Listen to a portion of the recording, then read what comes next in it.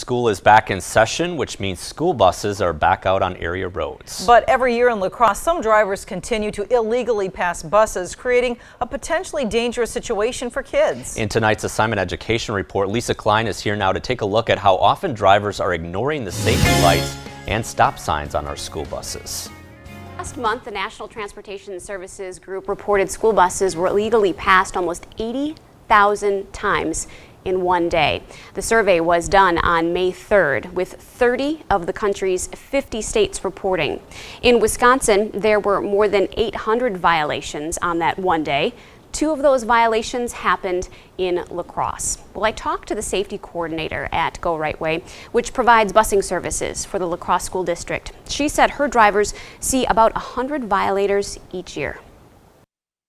Before this school bus heads out on the road, each bus driver for the La Crosse School District's bus company, Go Right Way, does a safety inspection. Then we usually check our seats to make sure that they're secure, because they transport some of La Crosse's most precious cargo.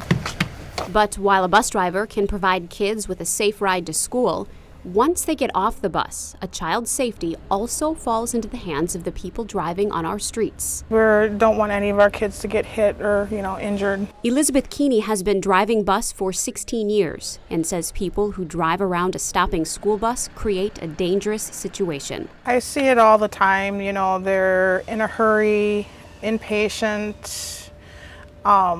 They just aren't really watching out for the children. But the bus drivers are. And if they can't catch a violator's license plate, the cameras on the buses might. This file here is what the drivers had caught for plates.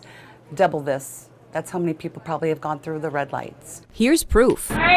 This is security camera footage from last school year. As the little girl walks toward the exit door, a car drives around the bus stop sign. The big lights on top. The driver gets out and approaches the school bus. The big lights on top mean stop. It's very, very frustrating for our drivers when they're trying to discharge students and the cars are just flying right by the stop signs. No one was injured in this situation, but illegally passing a bus could have a much different ending. I'm hoping that everyone listens because it's just so dangerous out there. Now, the most important thing for drivers to remember is to watch for that amber light, which is located on the top of the bus. Now, if you would like to see the entire security camera footage from the school bus, you can find it on our website, news8000.com. And this might be new to a lot of people because those amber lights on top of the buses just became new last year. In fact, it just became state law at the beginning of last school year. Yeah, so it's probably a good time to remind everybody. And those lights are now on all buses built after 2005.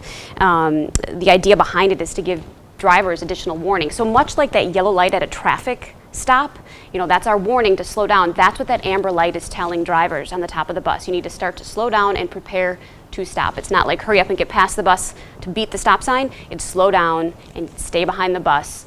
It's going to stop. The stop sign's going to come out. The kids are coming out. Okay. Very good information. Thanks a lot, Lisa.